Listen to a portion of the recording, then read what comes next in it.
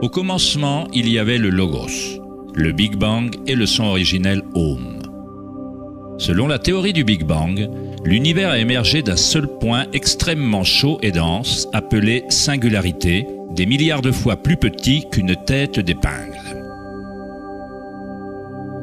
Elle n'explique ni le pourquoi ni le comment. Plus une chose est mystérieuse, plus il va de soi qu'on la comprend.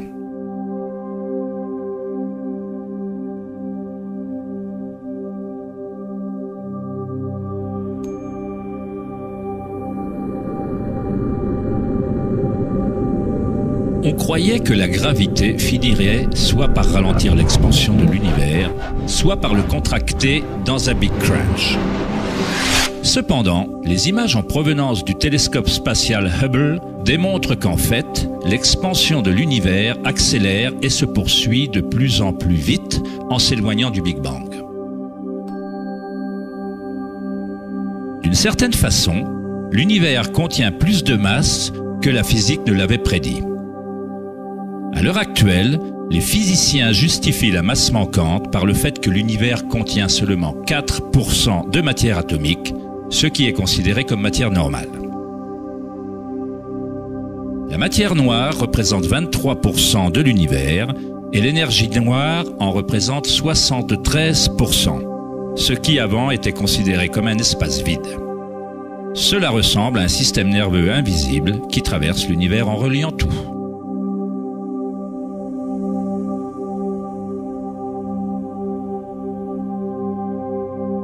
Les anciens professeurs de védisme enseignaient le Nada Brahma. L'univers est vibration. Le champ vibratoire est la source de toute expérience spirituelle véritable et de toute enquête scientifique.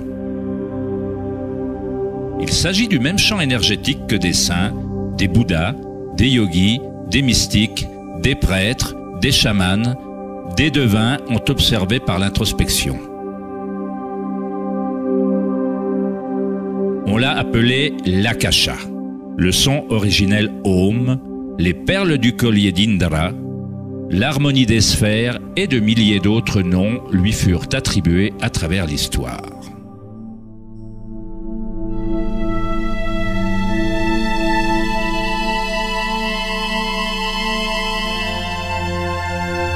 C'est la source commune de toutes les religions.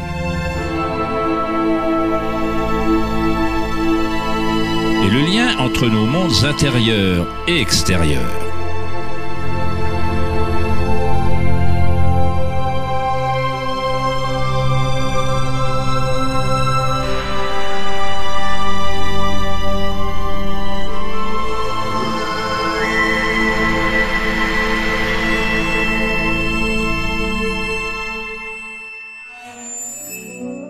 Une cosmologie similaire à la physique la plus avancée d'aujourd'hui est décrite dans le bouddhisme Mahayana au IIIe siècle.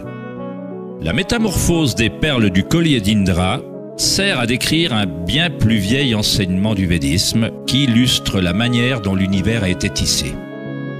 Indra, le roi des dieux, a donné naissance au soleil et il déplace les eaux et les vents.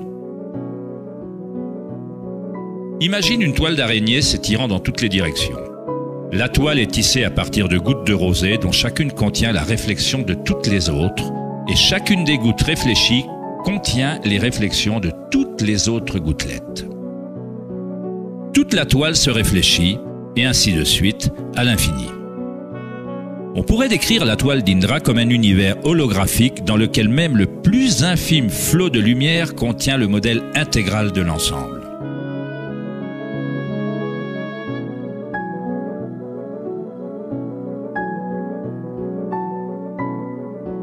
Le scientifique serbo-américain Nikola Tesla est parfois appelé l'homme qui a inventé le XXe siècle. Tesla découvrit le courant électrique alternatif et créa de nombreuses choses qui font désormais partie de la vie quotidienne. De par son intérêt dans les anciennes traditions védiques, Tesla était bien placé pour comprendre la science à travers un modèle à la fois oriental et occidental. Comme tous les grands scientifiques, Tesla a exploré les mystères du monde extérieur en profondeur, mais il a également fait un travail introspectif introspectif sérieux. À l'instar des anciens yogis, Tesla utilise le terme d'akasha pour décrire la perception éthérique qui se prolonge en toute chose. Tesla a étudié avec Swami Vivekananda, un yogi qui a introduit les anciens enseignements de l'Inde dans les pays occidentaux. Selon les enseignements védiques, l'akasha représente l'espace comblé par les autres éléments et qui existe simultanément par vibration. Les deux sont indissociables. Akasha est au yin, ce que prana est au yang.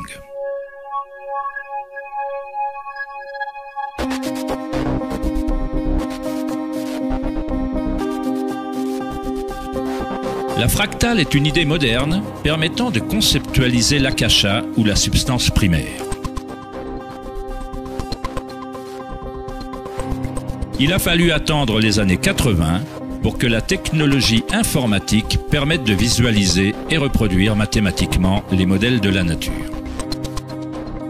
Le terme fractal a été introduit par le mathématicien Benoît Mandelbrot, qui a étudié certaines équations simples qui, répétées, créent une quantité infinie de formes mathématiques ou géométriques variables dans un cadre limité. Une fractale est une forme géométrique brute, divisible, dont chaque partie représente approximativement une copie réduite du modèle complet, une propriété qu'on appelle autosimilarité.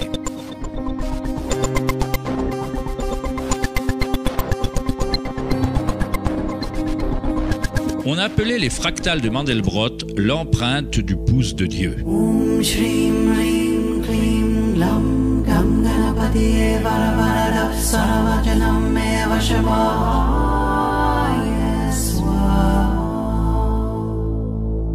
On perçoit une œuvre d'art créée par la nature elle-même.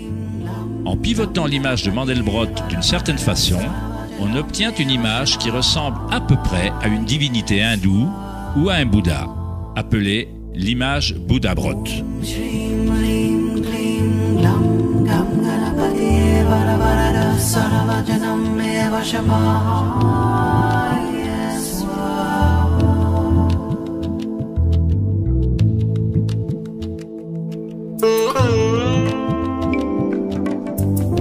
Dans certaines formes d'art et d'architectures anciens, on observe que les humains associèrent longtemps la beauté et le sacré au modèle fractal.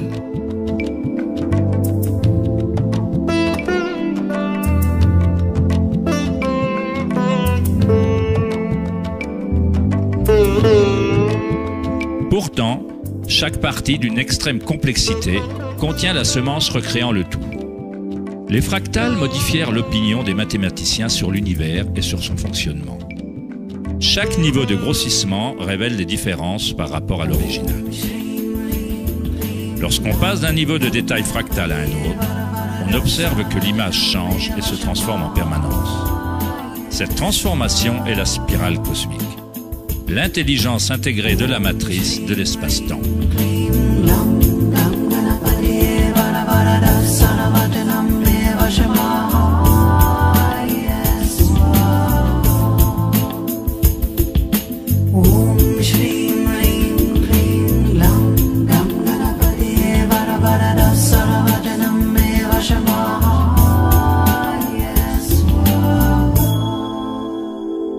Les fractales sont en elles-mêmes un chaos de bruit et d'ordre.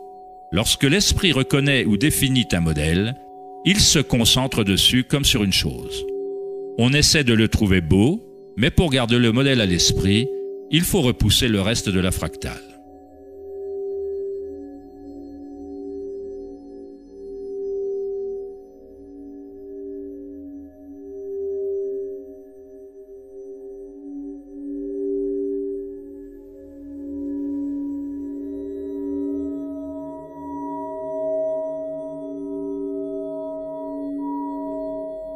Comprendre une fractale par l'essence équivaut à limiter son mouvement.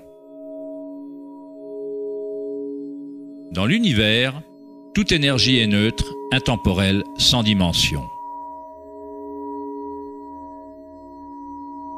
C'est notre créativité personnelle et notre capacité à reconnaître un modèle qui relie le microcosme et le macrocosme, le monde intemporel d'ondes et le monde solide matériel.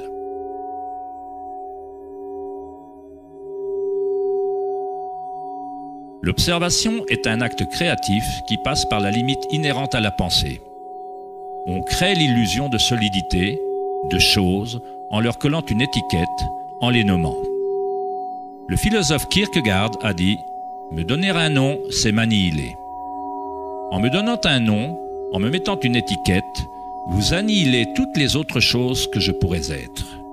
On contraint la particule à être quelque chose en la définissant, en la nommant, mais en même temps, on la crée et on la définit pour qu'elle existe. Créer relève de notre nature la plus élevée. La création de choses mène à la notion de temps, ce qui crée l'illusion de solidité.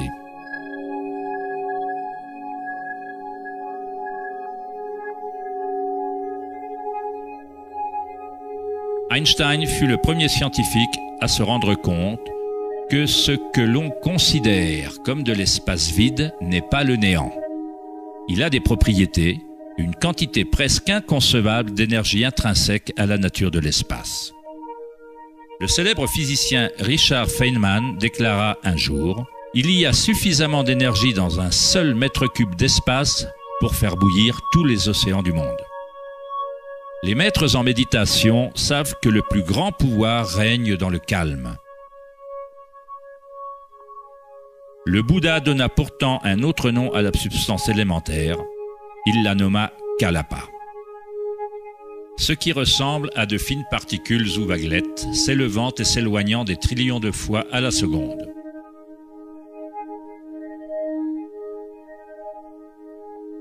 Dans ce sens, la réalité ressemble à une série de cadres sur le film d'un appareil photo holographique qui se déplace suffisamment vite pour créer une illusion de continuité. Quand la conscience est parfaitement calme, on comprend l'illusion car elle est créée par la conscience elle-même.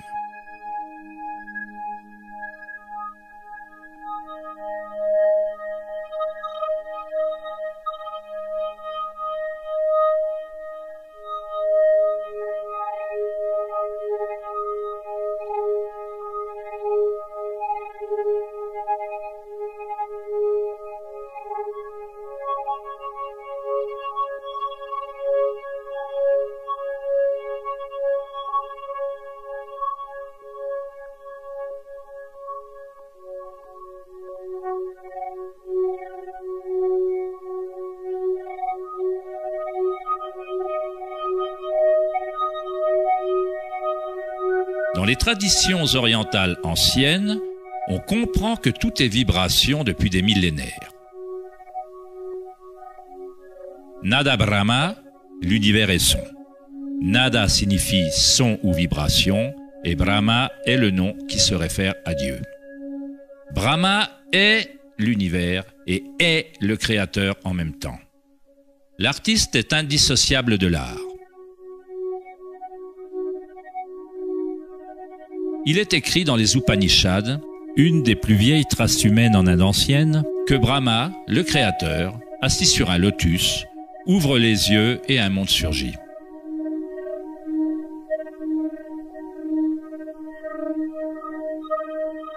Brahma ferme les yeux et un monde s'éteint.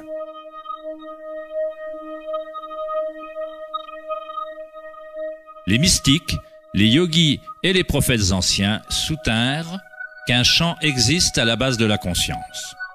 Le champ akashique ou les annales akashiques, où toutes les informations, toutes les expériences passées, présentes et futures existent dans ce moment et pour l'éternité. Il s'agit du champ ou de la matrice dont toute chose surgit, des particules subatomiques aux galaxies, aux étoiles, aux planètes et à toute vie.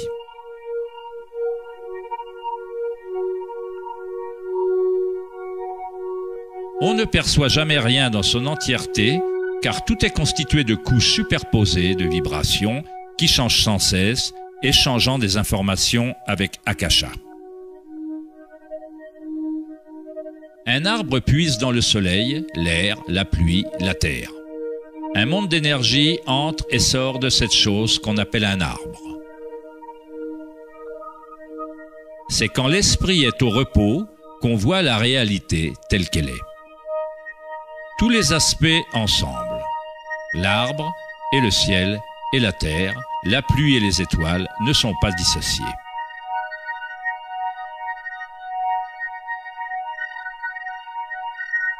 La vie et la mort, soit et l'autre, ne sont pas dissociés, tout comme la montagne et la vallée sont indissociables.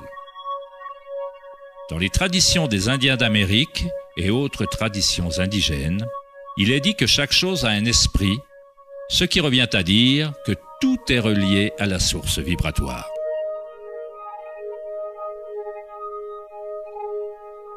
Il y a une conscience, un champ, une force qui se déplace à travers tout.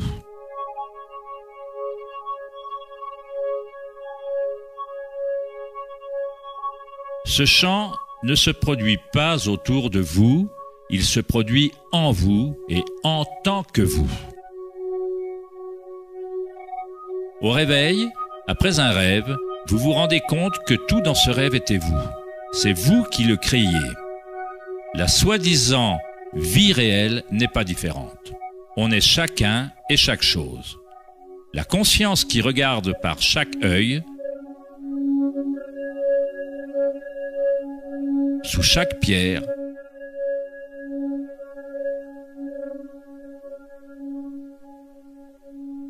dans chaque particule.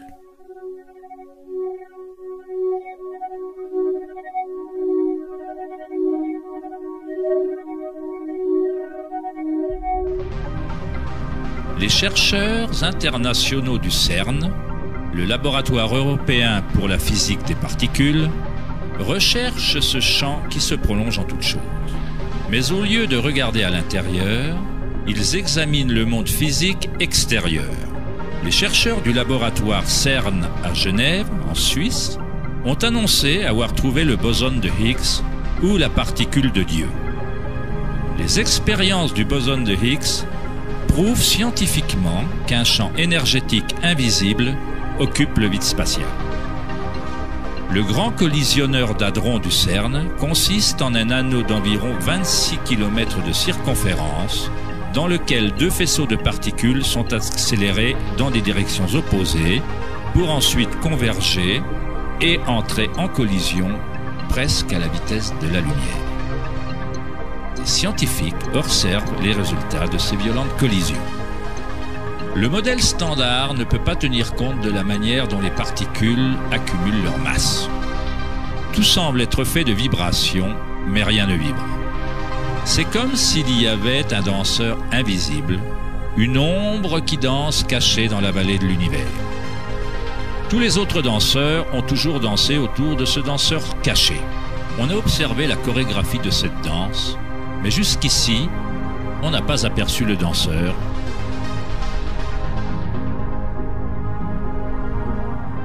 La soi-disant particule de Dieu, les propriétés de la base matérielle de l'univers, le cœur de la matière qui tiendrait compte de la masse et de l'énergie inexpliquée entraînant l'expansion de l'univers.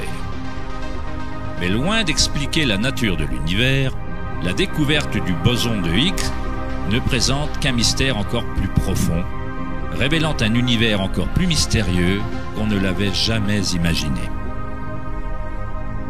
La science s'approche du seuil entre la conscience et la matière. L'œil avec lequel on regarde le champ originel et l'œil avec lequel le champ nous regarde est un seul et même œil.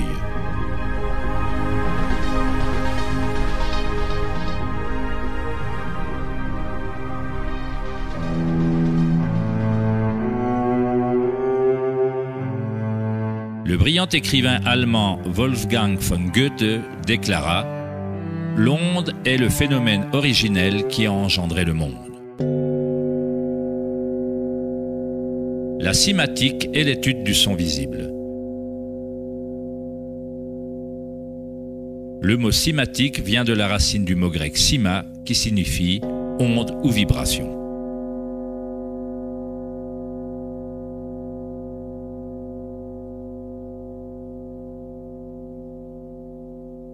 Ernst Chladni, un musicien et physicien allemand du 8e siècle, fut un des premiers scientifiques occidentaux à étudier sérieusement le phénomène de l'onde. Chladni découvrit qu'en versant du sable sur des plaques de métal et en les faisant ensuite vibrer avec un archet de violon, le sable se regroupe en modèles. Différentes formes géométriques se dessinent selon la vibration produite. Chladni archiva un catalogue entier de ces formes qu'on désigne sous le nom des figures de Chladni.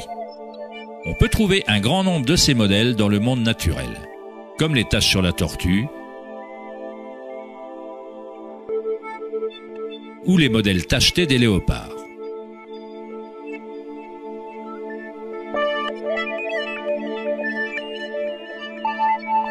Étudier les modèles de Chladni ou la cymatique est la manière secrète dont les fabricants de guitares de haute gamme, de violons et d'autres instruments déterminent la qualité du son de leurs instruments.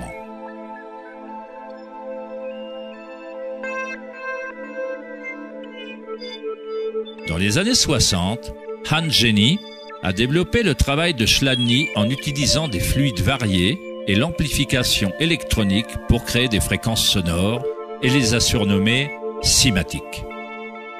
Si on fait passer de simples ondes sinusoïdales à travers un plat rempli d'eau, on observe des modèles dans l'eau. Différents modèles d'ondulation apparaîtront selon la fréquence de l'onde. Plus la fréquence est élevée, plus le modèle est complexe. Ces formes peuvent être répétées, elles ne sont pas le fruit du hasard. Plus on observe, plus on commence à voir la façon dont les vibrations arrangent la matière en forme complexe à partir de simples ondes répétées. La vibration de l'eau ressemble au modèle d'un tournesol.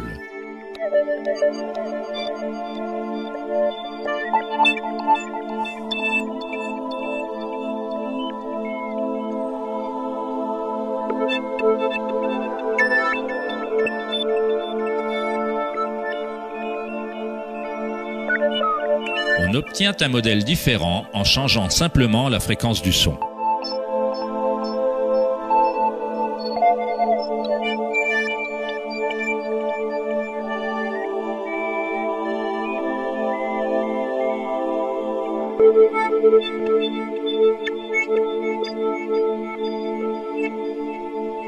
L'eau est une substance très mystérieuse.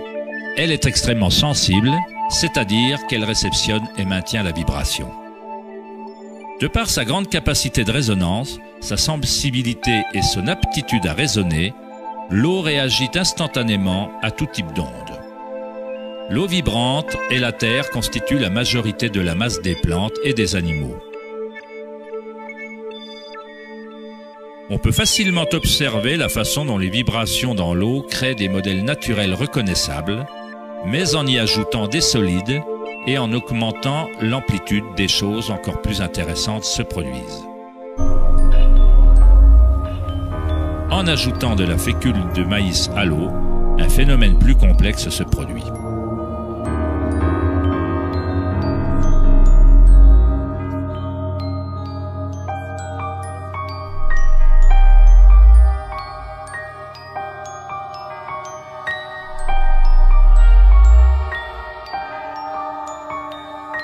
Il est possible qu'on puisse observer les principes mêmes de la vie, alors que les vibrations transforment la tache de fécule de maïs en ce qui ressemble à un organisme mouvant. Le principe d'animation de l'univers est décrit dans chaque grande religion, utilisant des mots qui reflètent la compréhension de cette période de l'histoire.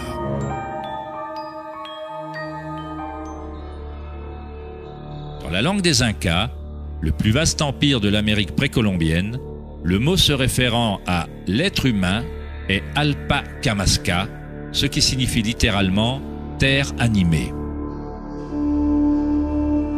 Dans la Kabbale, ou le mysticisme juif, on parle du nom divin de Dieu. On ne peut pas dire le nom, on ne peut pas le dire car c'est une vibration omniprésente. Tous les mots, tout est matière, tout est le mot sacré. Le tétraèdre est la forme géométrique tridimensionnelle la plus simple qui soit. Il faut au moins 4 points pour qu'une chose soit une réalité physique. La structure du triangle est le seul modèle autostabilisant de la nature. Dans l'Ancien Testament, on utilisait souvent le mot tétragramme pour représenter une certaine manifestation de Dieu. On l'utilisait pour se référer au mot de Dieu ou au nom spécial de Dieu, au logos ou au mot originel. Les anciennes civilisations savaient que la forme tétraédrique se trouvait dans la structure de base de l'univers. Au-delà de cette forme, la nature présente une pulsion fondamentale vers l'équilibre, Shiva. En même temps qu'elle présente une pulsion fondamentale vers le changement, Shakti. En général, dans la Bible, on lit dans l'évangile de Jean « Au commencement était la parole ». Mais logos était le mot utilisé dans le texte original. Le philosophe grec Héraclès, qui vécut approximativement 500 ans avant Jésus-Christ, fit référence au logos comme à quelque chose de fondamentalement inconnaissable. L'origine de toute répétition, de tout modèle et de toute forme. Les philosophes stoïques, suivant les enseignements d'Héraclès, identifièrent le terme au principe divin animé qui se propage dans l'univers. Dans le soufisme, le logos est partout et dans toute chose. C'est par cela que le non-évident devient évident.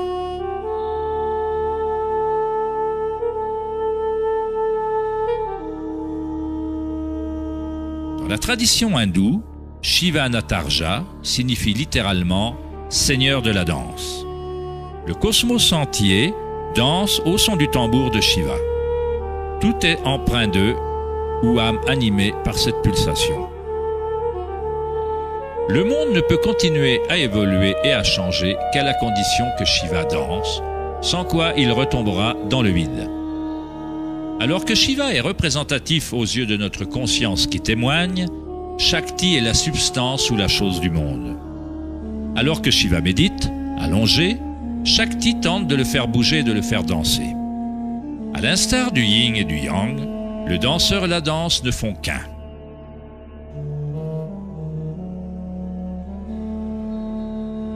Le logos signifie aussi vérité non dissimulée. Celui qui connaît le logos connaît la vérité. Il y a de nombreuses couches de dissimulation dans le monde humain, alors qu'Akasha est enchevêtré dans des structures complexes qui empêchent de voir la source elle-même. Comme un jeu de cache-cache divin, on se cache depuis des millénaires en finissant par oublier le jeu complètement. D'une certaine manière, on a oublié qu'il y a quelque chose à trouver. Le bouddhisme enseigne la perception directe du logos, du champ du changement ou de l'impermanence en soi par la méditation. En observant son monde intérieur, on ressent des sensations et des énergies de plus en plus subtiles au fur et à mesure qu'on augmente sa concentration. Quand on se rend immédiatement compte de l'anika ou de l'impermanence à l'origine de la sensation, on se libère de l'attachement aux formes extérieures éphémères. À partir du moment où on se rend compte qu'un champ vibratoire est à l'origine commune de toutes les religions, comment peut-on dire « ma religion » ou « c'est mon son originel Om, mon chant quantique ».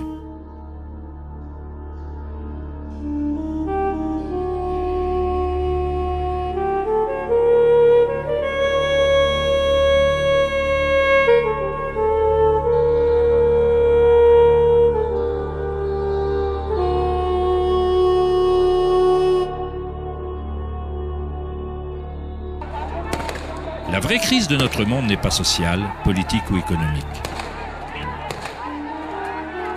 Il s'agit d'une crise de conscience, d'une incapacité à ressentir directement notre vraie nature. Une incapacité à reconnaître cette nature en chacun et en toute chose.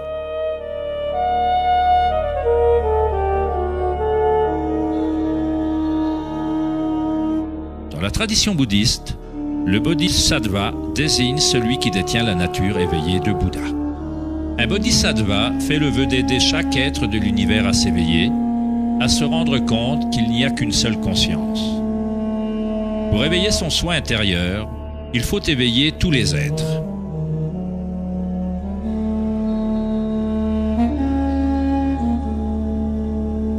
Il y a d'innombrables êtres sensibles dans l'univers que je promets d'aider à s'éveiller. Mes imperfections sont inépuisables, je fais le vœu de les vaincre toutes. Le dharma est inconnaissable, je fais le vœu de le connaître. La voie vers l'éveil est inaccessible, je fais le vœu d'y accéder.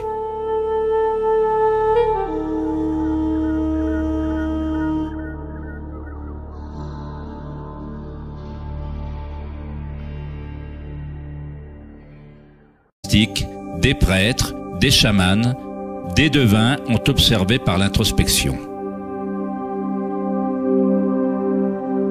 On l'a appelé l'Akasha, le son originel Om, les perles du collier d'Indra, l'harmonie des sphères et de milliers d'autres noms lui furent attribués à travers l'histoire.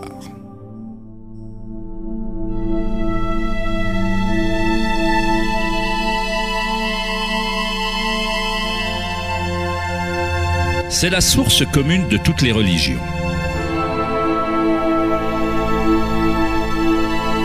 Et le lien entre nos mondes intérieurs et extérieurs.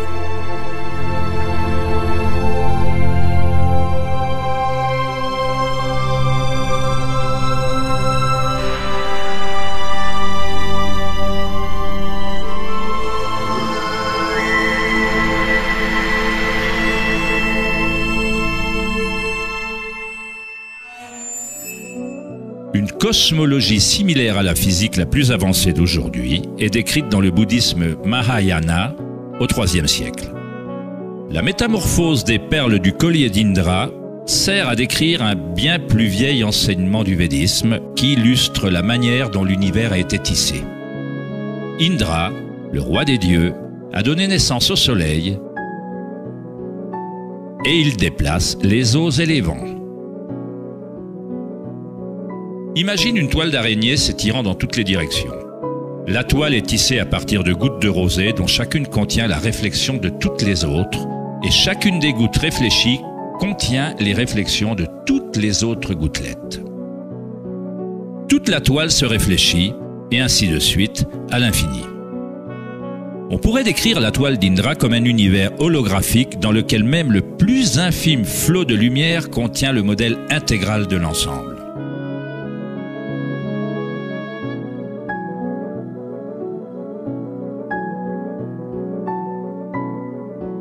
Le scientifique serbo-américain Nikola Tesla est parfois appelé l'homme qui a inventé le XXe siècle. Tesla découvrit le courant électrique alternatif et créa de nombreuses choses qui font désormais partie de la vie. En fait, l'expansion de l'univers accélère et se poursuit de plus en plus vite en s'éloignant du Big Bang. D'une certaine façon, l'univers contient plus de masse que la physique ne l'avait prédit. À l'heure actuelle, les physiciens justifient la masse manquante par le fait que l'univers contient seulement 4% de matière atomique, ce qui est considéré comme matière normale. La matière noire représente 23% de l'univers et l'énergie noire en représente 73%, ce qui avant était considéré comme un espace vide. Cela ressemble à un système nerveux invisible qui traverse l'univers en reliant tout.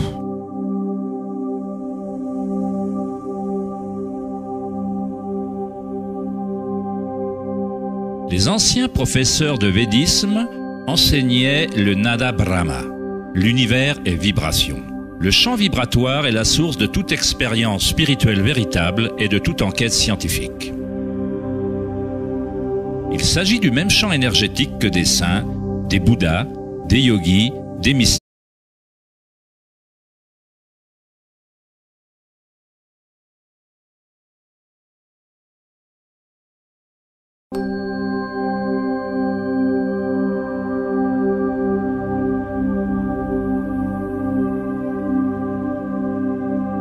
Au commencement, il y avait le Logos, le Big Bang et le son originel Om.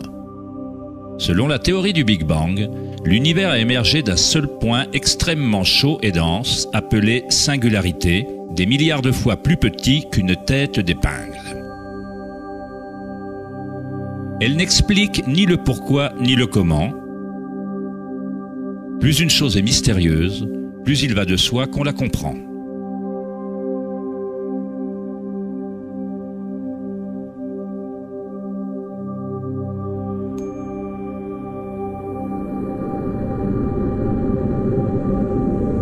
On croyait que la gravité finirait soit par ralentir l'expansion de l'univers, soit par le contracter dans un Big Crunch. Cependant, les images en provenance du télescope spatial Hubble démontrent la vie quotidienne. De par son intérêt dans les anciennes traditions védiques, Tesla était bien placé pour comprendre la science à travers un modèle à la fois oriental et occidental.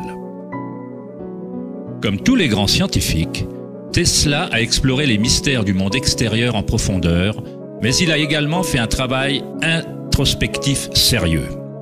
À l'instar des anciens yogis, Tesla utilise le terme d'akasha pour décrire la perception éthérique qui se prolonge en toute chose. Tesla a étudié avec Swami Vivekananda, un yogi qui a introduit les anciens enseignements de l'Inde dans les pays occidentaux. Selon les enseignements védiques, l'akasha représente l'espace comblé par les autres éléments et qui existe simultanément par vibration. Les deux sont indissociables. Akasha est au yin, ce que prana est au yang.